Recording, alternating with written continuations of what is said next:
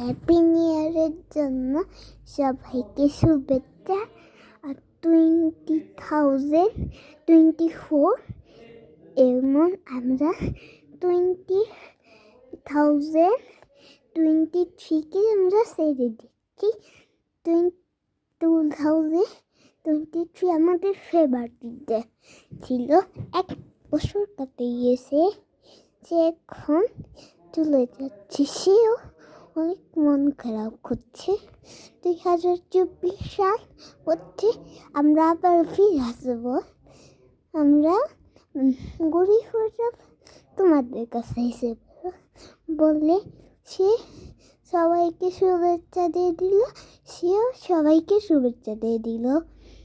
2024 আর 2023 শুভেচ্ছা দিয়ে দিল দুই দেশকে। এখন এই বিষয়টা জানতে পারলাম। আল্লাহ হাফেজ।